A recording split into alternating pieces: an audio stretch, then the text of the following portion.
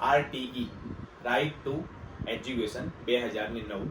તો શું છે RTE ના ફાયદા શું છે, કોણ કોણ આના ફાયદા લઈ શકે છે, RTE કઈ કલમ અંડર આવે છે.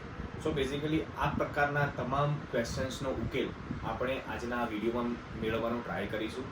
સો હું છું તમારો મિત્ર જય ને સ્વાગત કરું છું આપ સર્વેનું તમારી યુટ્યુબ ચેનલ જ્ઞાનની દુનિયામાં.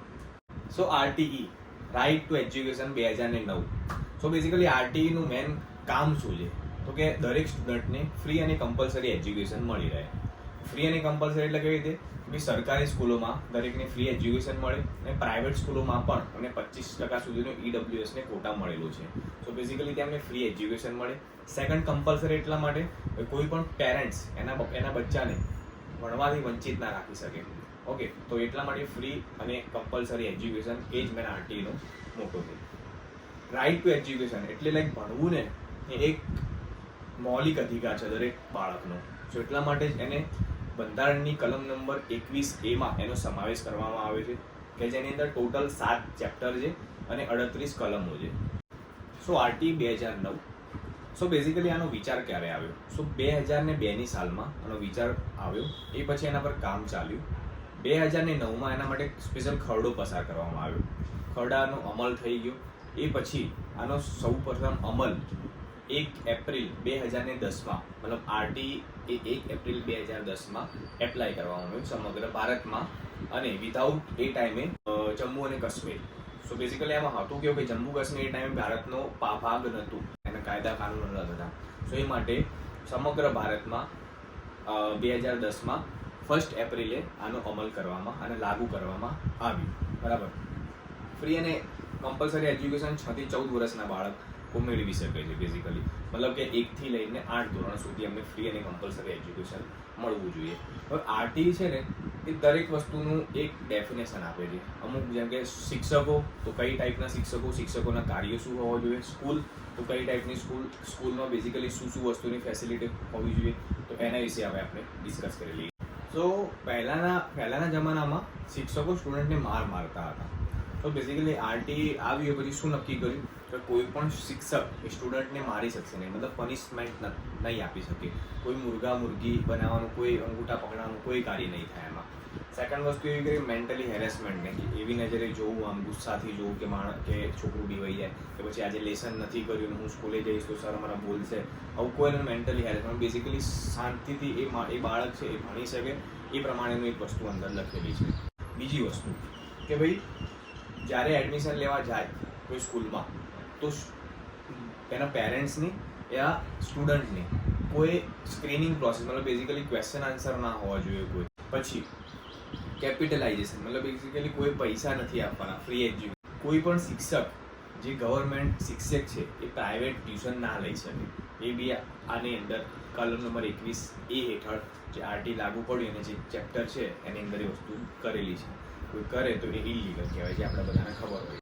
કોઈ પણ સ્કૂલ એ વિધાઉટ રેકગ્નિશન તમે ના ચલાવી શકો. એના માટે ઓથોરાઇઝ સર્ટિફિકેશન ગવર્મેન્ટ એપ્રુવ હોવું જોઈએ. એટલે તમે પ્રાઇવેટ સ્કૂલ ચલાવો પડે, તમે જાતે જ પ્રાઇવેટ સ્કૂલ ચલાવી અને એનું એજ્યુકેશન ના આપી શકો. તો બેઝિકલી આ પ્રમાણેના 4-5 જે પ્રતિબંધિત વસ્તુઓ હતી એ મેં તમને જણાવી. હવે બીજી વસ્તુ કે કોઈ સ્કૂલ છે તો એમાં શિક્ષક અને સ્ટુડન્ટનો રેશિયો કેટલો હોવો જોઈએ, એ બી આની અંદર મેન્શન કરેલું છે. તો 30 સ્ટુડન્ટે 1 શિક્ષક તો કમ્પલસરી હોવા જ જોઈએ. અમુક ટાઈમ 35 ચાલે, મેક્સિમમ 40 સુધી કરી શકો, 40થી વધારે ના હોવા જોઈએ. મતલબ 40 સ્ટુડન્ટ હોય તો એના માટે 1 શિક્ષક કમ્પલસરી હોય. બરાબર. સો બેઝિકલી આ પ્રમાણેનું બી અંદર મેન્શન કરેલું છે. બીજી વસ્તુ કે ભાઈ જે ઘરથી સ્કૂલ સુધીનું જે ડિસ્ટન્સ છે ને એ બેઝિકલી પ્રાઇમરી સ્કૂલ માટે હોય, જે 1 થી 5 ધોરણ જે કહેવાય પ્રાઇમરી, એના માટે મેક્સિમમ 1 કિલોમીટરનું ડિસ્ટન્સ એમની સ્કૂલ હોવી જોઈએ. અને જે અપર પ્રાઇમરી જે બેઝિકલી 6 થી લઈને 8 સુધી, એ લોકો 6 થી 8 ધોરણ માટે અપર પ્રાઇમરી માટે તમે 3 કિલોમીટર સુધી એનું ડિસ્ટન્સ હોવું જોઈએ સ્કૂલનું. સો આ વસ્તુ બી અંદર મેન્શન કરેલી છે. સો આ બધા પોઈન્ટ્સ છે ને એકચ્યુઅલી જાણવા જેવા છે કે નોટ ડાઉન કરી રાખવા જેવા છે, જેથી કરીને કદાચ એક્ઝામમાં કોઈ ગવર્મેન્ટ એક્ઝામ પૂછાઈ જાય તો વિદ્યાર્થી મિત્રો ત્યાં તમે આ વસ્તુનું ધ્યાન રાખી શકો. સો બેઝિકલી જે સ્કૂલ હોય એ સ્કૂલનું સ્ટ્રક્ચર, એ સ્કૂલમાં શું વસ્તુઓ હોવી જોઈએ એ માટેની અહીંયા વાત કરેલી છે RTE 2009માં. સો બેઝિકલી આમાં કેવું હોય કે એક પર્ટિક્યુલર એક ટીચર માટે એક ક્લાસરૂમ તો હોવો જ જોઈએ, એની સાથે સાથે એક સ્ટોર રૂમ કમ બીજો જે એક્સ્ટ્રા સામાન માટેનો રૂમ હોવો જોઈએ અને પ્રિન્સિપલની ઓફિસ. સો બેઝિકલી આ 2-3 વસ્તુ તો કમ્પલસરી હોવી જ જોઈએ.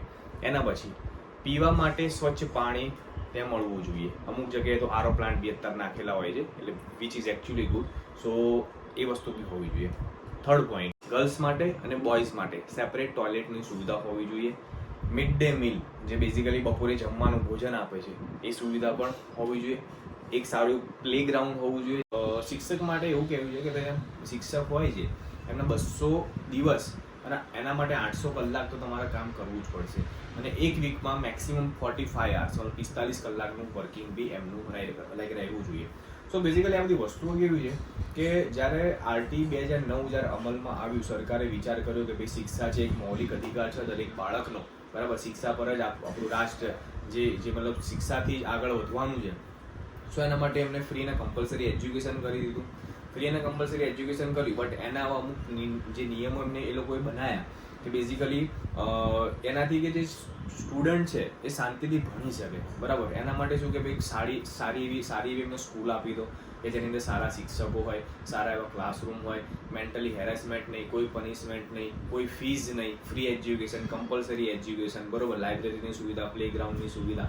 તો બેઝિકલી આ બધા પોઈન્ટ્સ એવા છે ને કે જે સ્ટુડન્ટને ભણવાની ઈચ્છા એ કરી શકાય કે ભાઈ નજીકમાં સ્કૂલ હોય તો બાળક ઇઝીલી આવી જઈ શકે, બીજો એક્સ્ટ્રા કોઈ ખર્ચો ના થાય.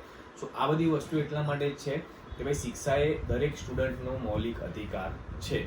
તો કલમ number 21A RTE right to education 2009 એ આ બધી વસ્તુનું અંદર આ બધી વસ્તુનો સમાવેશ કરે છે. આ બધી વસ્તુ એકચ્યુઅલી જાણવા માટે એટલા માટે જરૂરી છે કે તમને એટલું નોલેજ હોવું જોઈએ કે આરટી આજે તમારું બાળક જે કોઈ સ્કૂલમાં ભણી રહ્યું છે, બરાબર, તો કોઈ તમે ગવર્મેન્ટની પ્રિપેરેશન કરી રહ્યા છો તો તમને એટલું નોલેજ હોવું જોઈએ કે આરટીનો ક્વેશ્ચન કોઈ પૂછે યા ફિર તમારા કંઈ જનરલ લાઈફમાં કંઈ એવો ઇસ્યુ ક્રિએટ થાય તો તમે એના પર અવાજ ઉઠાવી શકો. સો બેઝિકલી આજના લેક્ચરમાં આરટી વિશે તમે જાણ્યું. આઈ હોપ તમને વિડીયો પસંદ આવ્યો છે. જો વિડીયો પસંદ આવ્યો હોય તો લાઈક કરી દેજો, ચેનલને સબસ્ક્રાઈબ કરી દેજો, જેથી આવનારા વિડીયોની નોટિફિકેશન તમને મળતી. સો જય હિન્દ, જય ગરવી ગુજરાત. શિક્ષિત બનીએ, સંગઠિત બનીએ.